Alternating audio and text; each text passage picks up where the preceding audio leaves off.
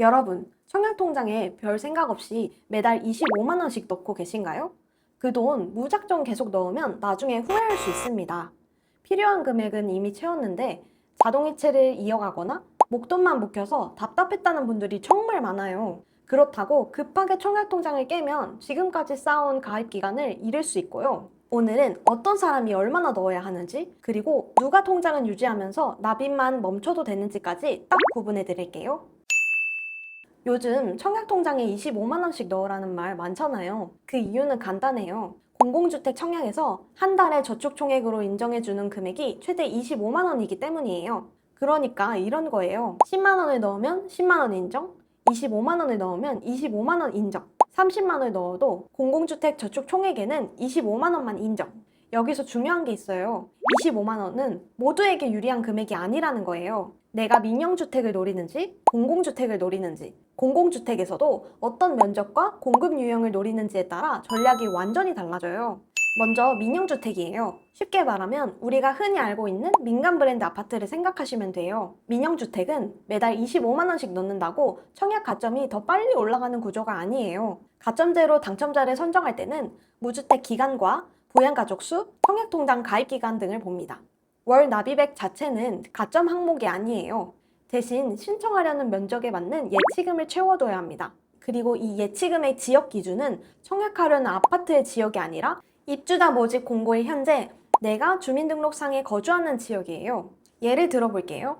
경기도 성남시에 사는 찐빵이가 서울에 있는 전용 84제곱 민영아파트에 청약하려고 해요. 서울 아파트에 청약한다고 서울 기준인 300만 원을 넣는 게 아닙니다.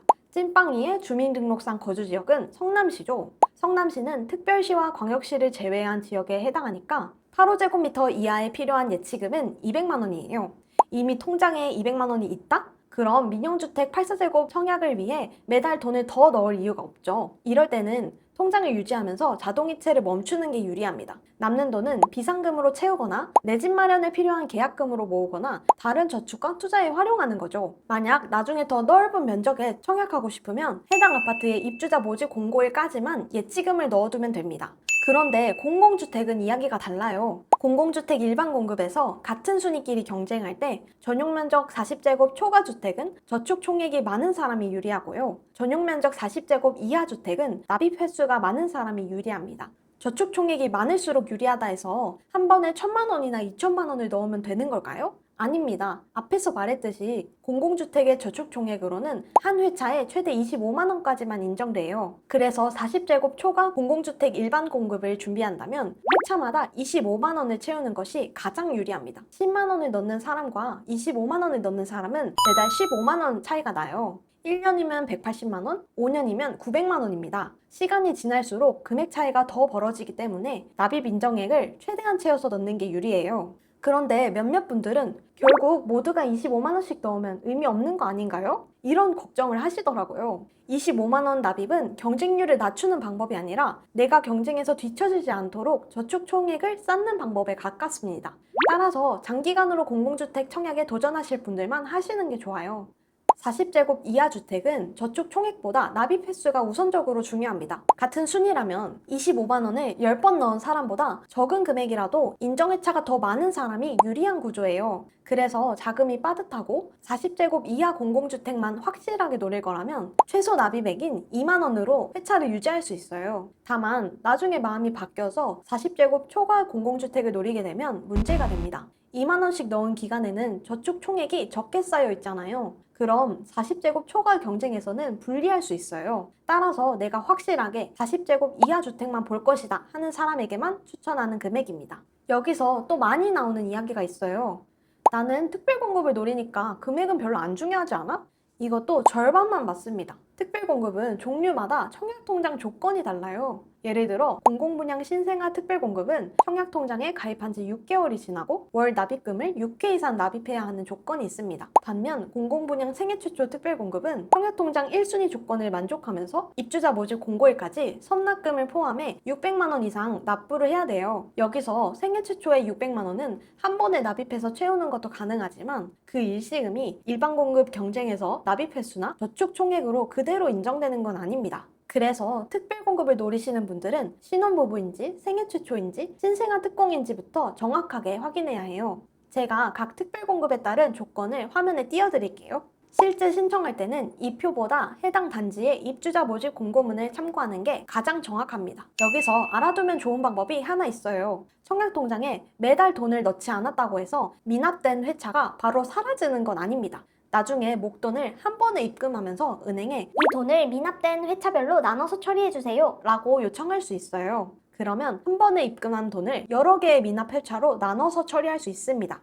예를 들어 2024년 11월 이후 미납 회차가 12번 있다면 한 회차에 25만 원씩 총 300만 원을 12개 회차로 나눠서 넣는 방식이에요. 이 방법의 장점은 명확합니다. 매달 25만 원을 청약통장에 묶어둘 필요가 없어요. 그 돈을 비상금이나 예금처럼 따로 관리할 수도 있고요. 투자 판단에 따라 다른 곳에서 굴리다가 나중에 공공주택을 준비할 때 미납 회차를 채울 수도 있습니다. 다만 회차별 인정한도는 그 회차의 약정 납입일을 기준으로 적용돼요. 2024년 11월 1일 이전 미납 회차는 최대 10만 원, 2024년 11월 1일 이후 회차는 최대 25만 원까지 인정됩니다. 주의사항은 딱 하나예요. 미납한 기간이 길면 납입 인정일도 뒤로 밀릴 수 있거든요. 그래서 가까운 시기에 공공주택을 넣을 계획이라면 매달 정상 납입하는 게 안전하고요. 당장 청약 계획이 없다면 돈을 따로 관리하다가 미납 회차를 분할 납부하는 방법을 활용할 수 있습니다.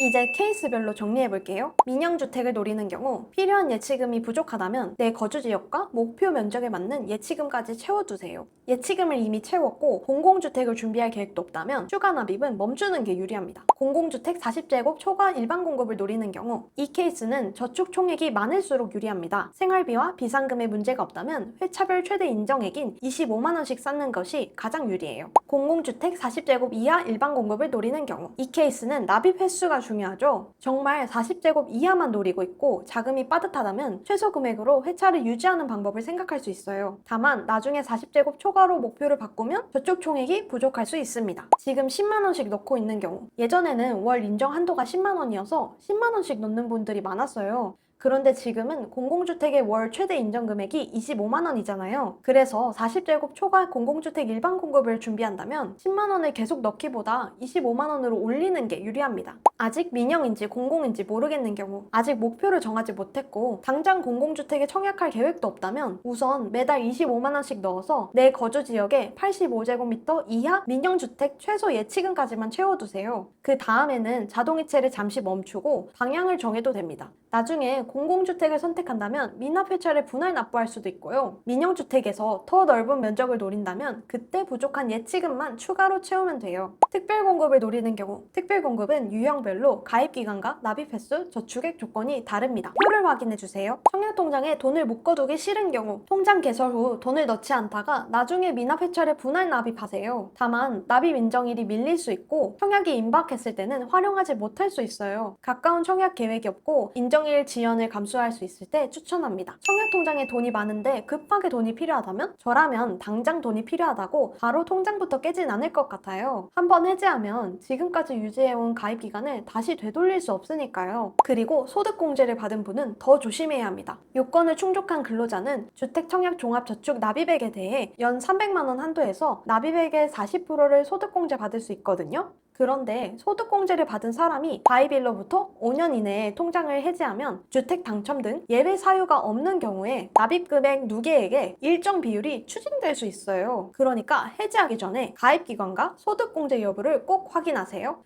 그리고 급하게 현금이 필요하다면 바로 통장부터 깨지 마시고요. 가입은행에 담보대출 가능 여부와 한도, 금리를 먼저 확인하시고 감당이 가능한지 비교한 후에 결정하시는 게 좋습니다. 지금 은행 앱을 한번 켜보세요. 그리고 화면에 나온 5가지만 확인해보세요. 청약통장 가입일, 현재 잔액, 납입 인정 횟수, 납입 인정 금액, 미납 회차와 납입 인정일. 그 다음 내가 원하는 주택 유형과 목표 면적을 정하세요.